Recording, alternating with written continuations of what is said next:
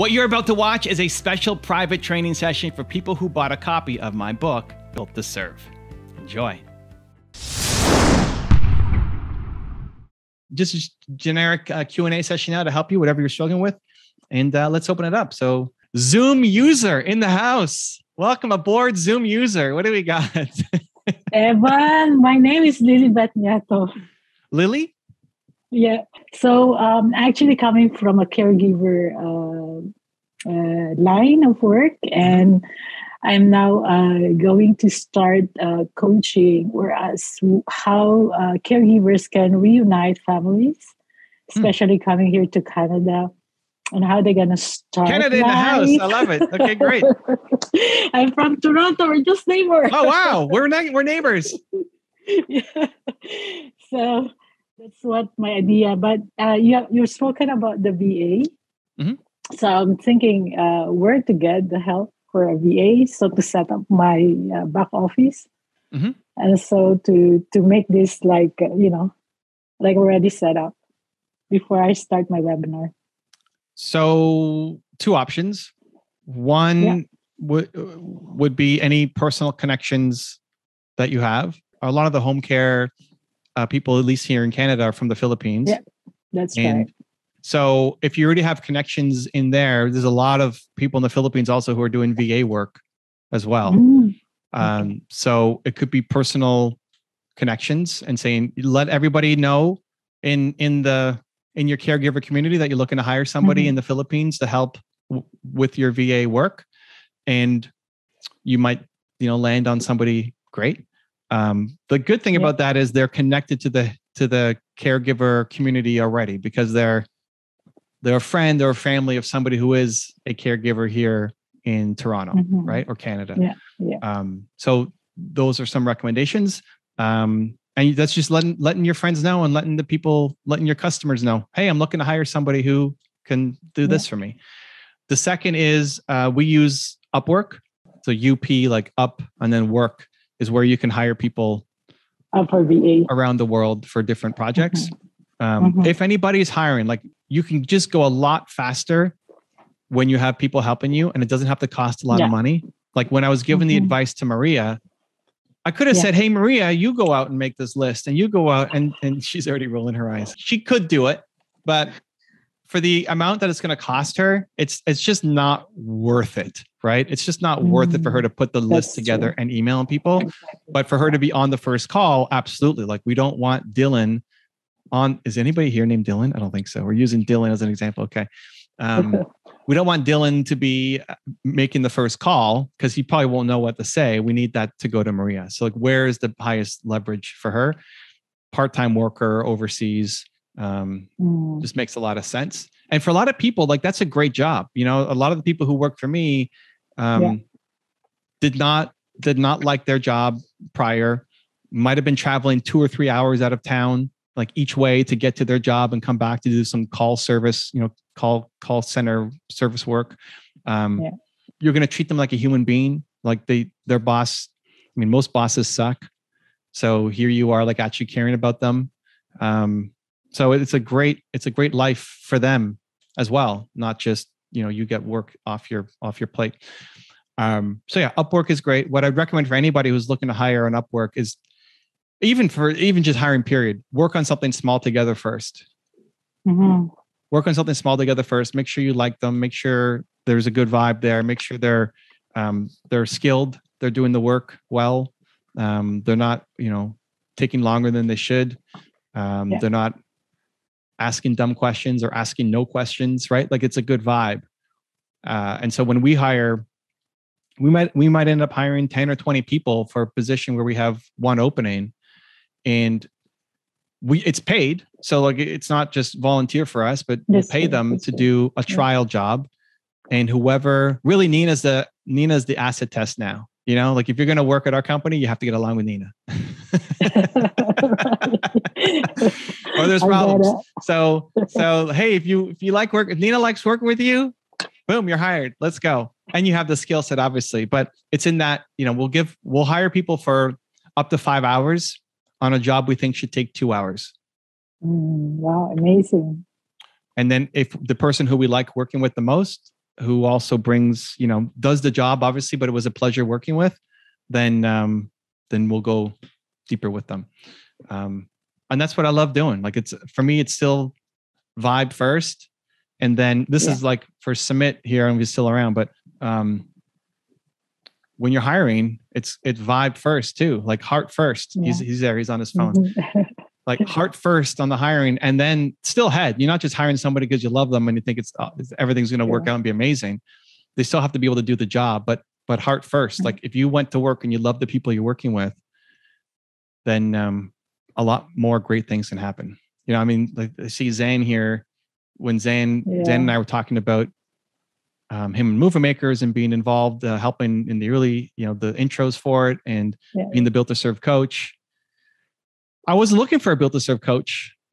Like I didn't want one. It was not on my roadmap or idea list. Mm-hmm. But Zane was one, just so amazing as a human, pouring so much love into other people, and how much love he had for Built to Serve was amazing. Like he knows the book better than I do. He's like, page 85. Here's what it says.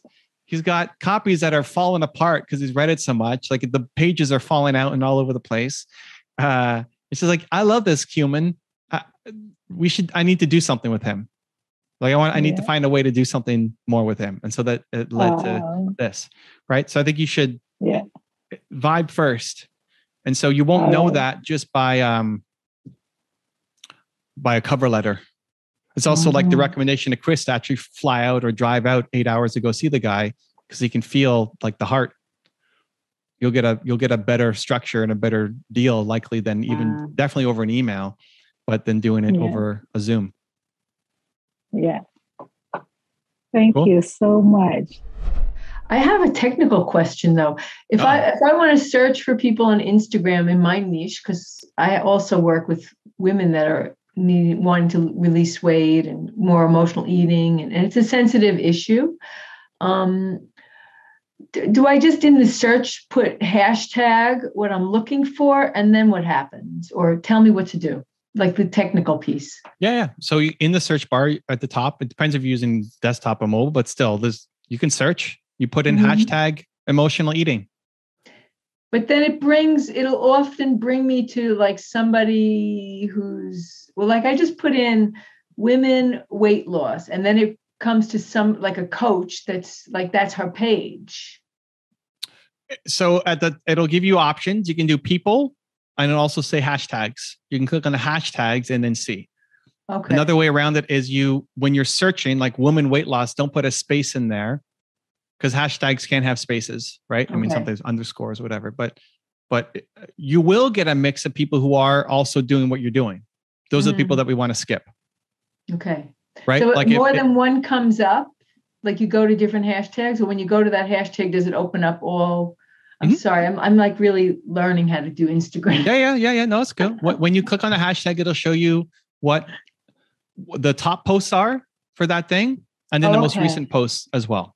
Oh, it'll show me the posts. Okay. And then you can click on them and see. So you're going after the people who are not like you, unless you have a model, right? Like maybe part of Chris's new business could also be helping other people who are trainers train better.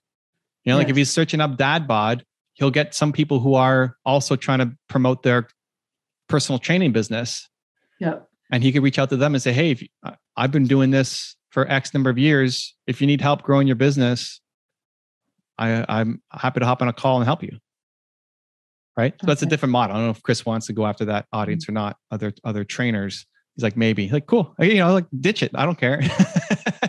Options, right? So if they're your competition and you don't have anything to help them with, then you skip them and move to the people. Same thing for you. Like you'll have emotional eating as a hashtag, and you get some people who are deeply in it and are frustrated with it and are just seeking some kind of validation or emotional support by posting on Instagram. And that's a very empathetic outreach.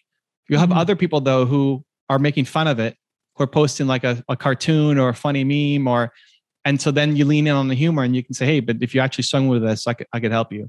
And and the goal is to flip them. And so just play with both and then see which one one feels more natural and heartfelt for you, and two, where you're getting results from people. Yeah. I have one more question, if that's okay. Yep. So my work really lends itself to working in collaboration with nutritionists, with, I'm a food psychology coach, but I work really with the addictive piece. So doctors, people that have clients that are struggling and they know what to do, but they just can't do it. Mm-hmm. So is that something on Instagram that I would do? Like maybe reach out to people with those niches also and see about some form of collaboration? Yep. Instagram and maybe LinkedIn. This is where I would see like the challenge is the people who are at the top probably aren't making a lot of content. Like the top professionals in almost any field are not making a ton of content, most of them. So are the top doctors making a ton of Instagram content? Probably not. Maybe. But in professional fields, doctors, lawyers, accountants generally really suck at making content. They're just all referral-based business and they're not out there. Now, some are, but for the most part, they're not. But you could, like if you put nutrition tips or nutritionist, as a search in Instagram, you'll see who's posting. All of those people they're giving their nutrition tips or they're a nutritionist. You have to do a little bit of work to see how, is this person of a certain level? I don't know how they're just getting started. Maybe it's not worth the time. But it's a great way to find partners for your business, especially if it's anywhere in the US. Like if you can partner with somebody in LA or in balmy Cleveland. Yes. It's a great way to be able to find people and set up some partnership arrangements. You'll just get a bunch of people who also are at the early stage of their company and may not be able to give you a lot of referrals. So it might be some tire kicking there until you find the ones you can gain a sense. Like, do they have their own location? Do they have a retail center? Do they have a place you can actually go visit them? Or is it just a home office or all online? Just to have some criteria for who you work with. But I love partnerships because they can, instead of going one-to-one now, you're targeting one person. They can introduce you to 10, 100,000 people. Yeah. Well, when I had my brick and mortar business, my best referral was through a naturopath clinic because they had me go there regularly, meet the clients, and they, they weren't able to do what the naturopath was asking them to do. And I was helpful in helping them do that. Could you do that anywhere in North America? Yeah. Virtually. Yeah. Honestly, it might even be better since you've already done that with naturopath clinics. I would look at hiring a VA to make a list of every naturopath clinic in North America, and then give them a Maria Lipuma email address.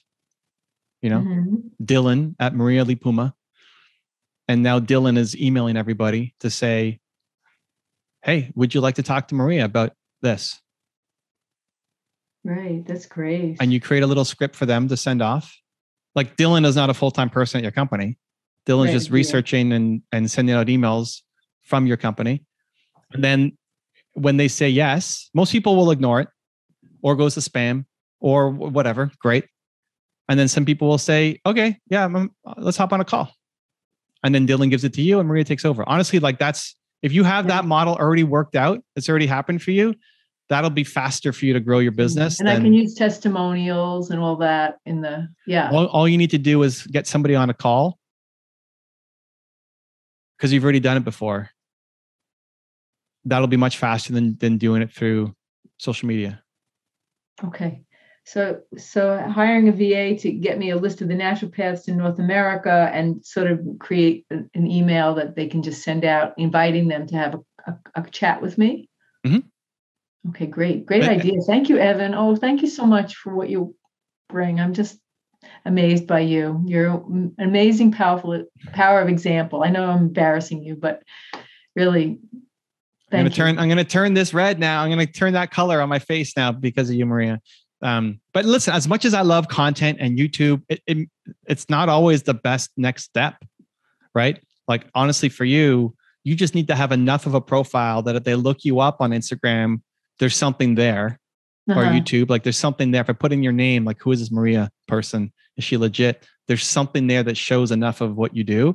Yeah. And then the VA is making the email list. You have to make the email. Don't expect them to like write the email, right? You make the email, and then the VA is sending out the email. And they're gonna, how many naturopath clinics are there in North America? God, I mean, don't know. crazy. Quite a lot. Yeah.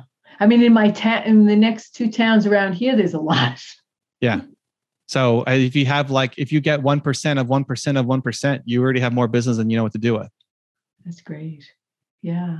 Oh, thank you so much. That's wonderful. If you want another awesome video in our Black Excellence series, check out the video right there next to me. I think you'll enjoy it. Continue to believe, and I'll see you there.